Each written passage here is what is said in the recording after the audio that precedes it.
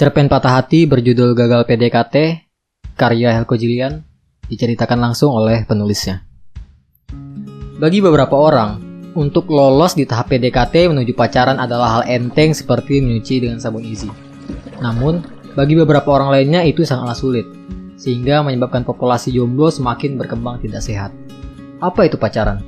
Sejenis mitos di telinga mereka. Bintang utama kita kali ini adalah pemuda dengan tinggi 165 cm, badan lumayan berotot kecuali jakunnya dan wajah lumayan tampan kata dirinya. Dia Roma, mahasiswa prodi manajemen bisnis yang memiliki julukan Mike Berjalan karena kebiasaannya bernyanyi kapanpun dan dimanapun, baik di WC, keramaian, lagi makan, tak lupa lagi minum juga. Roma suka bernyanyi, bukan karena suaranya bagus. Karena jika bagus, Roma sudah jadi raja dangdut. Tapi bernyanyi adalah cara terbaik menutupi kesedihan hatinya yang sudah lama tak berpenghuni. Roma sangat kurang percaya diri saat berhadapan dengan orang yang disukainya. Kurang percaya dirinya sudah masuk di level 50 bon cabe, bahkan lebih. Traumalah penyebabnya, yang muncul dari penolakan-penolakan cinta yang ia terima semasa 9 tahun wajib belajar hingga masa SMA-nya. Saat SD kelas 5, Roma naksir dengan teman sekelasnya. Dia cewek, namanya Dina. Suatu ketika, Dina berdiri menunggu orang tuanya di depan gerbang untuk dijemput. Roma menawarkan diri untuk mengantarkannya pulang. Rumah Roma sendiri tidak jauh dari sekolah. Jalan kaki sekitar 5 menit saja sudah sampai. "Kamu mau pulang ya?" tanya Roma. "Iya, ini lagi nunggu dijemput," jawab Dina. "Kuantar jalan kaki mau?" tanya Roma berharap. "Rumahku jauh." "Gak apa-apa, aku bisa kok temanin kamu jalan kaki," tegas Roma. "Aku yang gak mau." "Ya udah, aku temani nunggu ya," pinta Roma. "Maaf ya Roma, kata orang tuaku, aku gak boleh berdekatan dengan cowok. Kan kita teman sekelas," kata Roma sedikit ngegas. "Dari teman kan bisa jadi pacar. Orang tua aku gak bolehin aku pacaran. Sudah dulu ya pembicaraan kita. Kamu minggir sana." Belum mengungkapkan saja sudah ditolak. Tapi Roma belum menyerah. Saat SMP, Roma pernah menembak cewek yang dia suka melalui Facebook. Adik kelas, Sisi namanya. Cantik, tinggi di bawah Roma, berkerudung tapi tidak merah. PDKT hanya 5 hari melalui Facebook. Saat menonton OVJ yang saat itu lagi rame-ramenya, Roma rajin mencatat gombalan-gombalan pelawaknya. Di hari Roma mau nembak, dipraktekanlah hasil catatannya. "Sisi, bapak kamu nelayan ya?" tanya Roma. "Bapakku karyawan swasta, Rom." "Iya, aku tahu. Kamu jawab saja kok tahu," paksa Roma. "Kok gitu?" tanya balik Sisi. "Bukan kok gitu, tapi kok tahu," balas Roma dengan emot ketawa menangis. "Oh, kamu sedang bercanda. Kukira serius." "Ya udah, kok tahu?" "Karena kamu sudah menjaring hatiku," gombal Roma dengan emot hati. "Haha," jawab Sisi singkat dengan emot senyum seolah memberitahu Roma bahwa itu kurang asik. "Sisi, aku mau ngomong serius," ucap Roma. "Apa?" jawab Sisi singkat seolah sudah tahu hari ini akan tiba. "Kamu mau tidak jadi pacar aku?" ketik Roma dengan tangan dingin dan langsung mengoffline-kan Facebooknya karena butuh persiapan untuk membaca jawaban dari Sisi. Setelah 3 menit menenangkan nafas, Roma online kembali.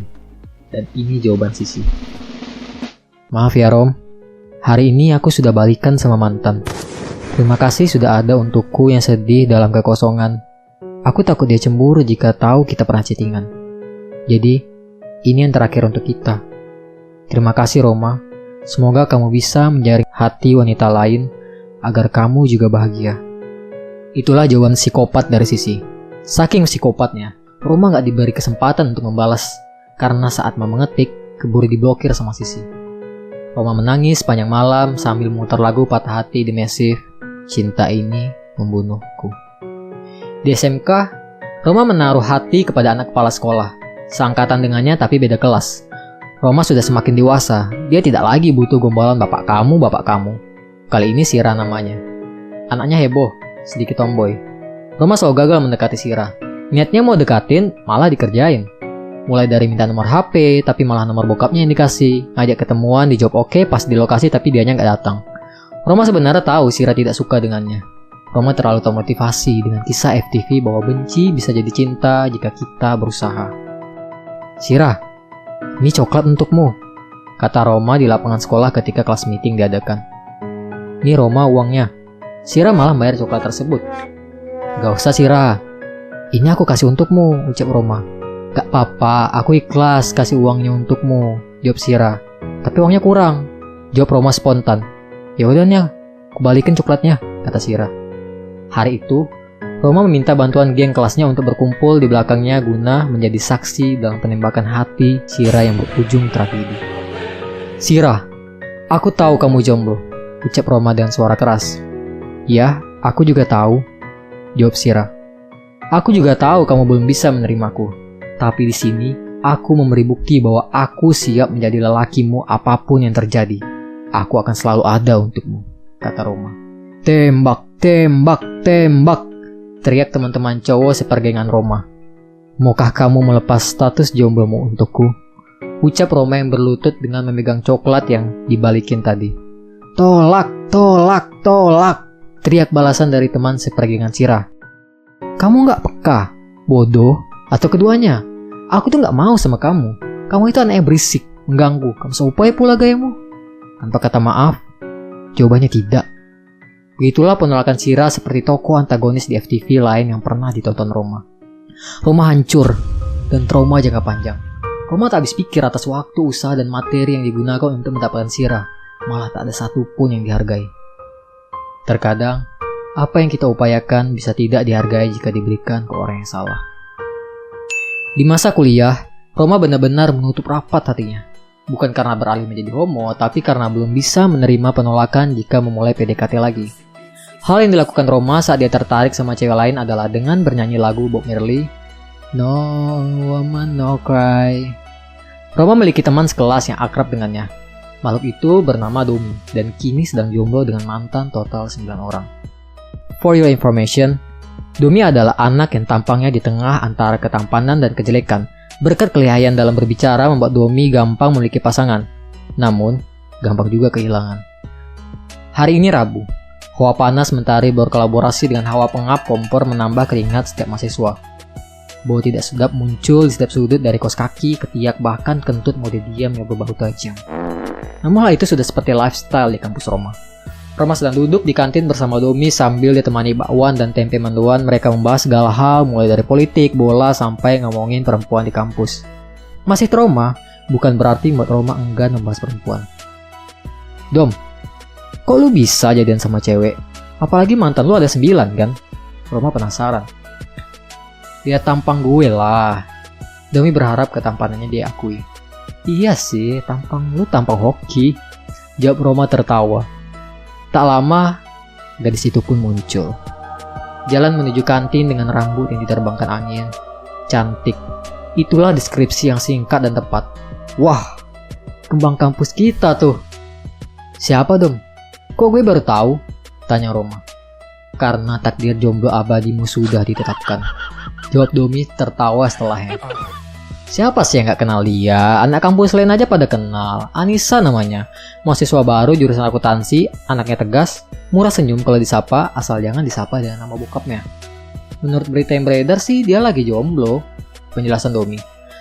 Layaknya cowok lain, Roma langsung tertarik dengan Nisa. Namun seperti biasa, Roma hanya bereaksi dengan menyanyikan lagu kebangsaan hatinya, Bob Marley, "No Woman No Cry." Interaksi antara Roma dan Anissa bukanlah hal yang direncanakan Roma. Tapi, takdir pun dimulai di hari Kamis. Ketika mata kuliah selesai, Roma pergi ke perpustakaan diajak Domi untuk mencari bahan penulisan makalah. Roma anak yang jarang ke perpustakaan. Bahkan baginya, apa itu perpustakaan? Domi yang sudah menemukan buku segera duduk di sebuah kursi yang mejanya ada pembatas seperti warnet. Sedangkan Roma masih sibuk mencari buku sambil menyanyikan lagu Viera, Kesepian. "Di mana kamu, di mana? Di sini bukan." "Bisa diam gak sih? Kalau mau nyanyi, di luar, jangan di perpus," marah seorang perempuan yang tidak lain adalah Nisa. Roma kaget, namun tidak latah. Roma tidak menyangka bahwa dia berhadapan dengan Nisa. Detak jantung dak-dik-dak-duk Roma mendadak cepat, lebih cepat dari keadilan yang ditegakkan. Maaf ya, tadi refleks sebenarnya aku nggak mau nyanyi, tapi nggak sengaja, bingung juga kenapa bisa gitu.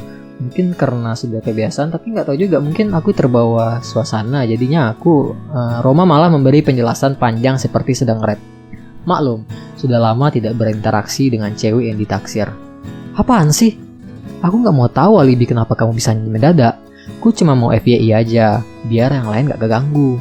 Jawab Nisa langsung pergi. Tunggu, kalau boleh tahu Nisa, nama kamu siapa ya? Tanya Roma dengan bodoh.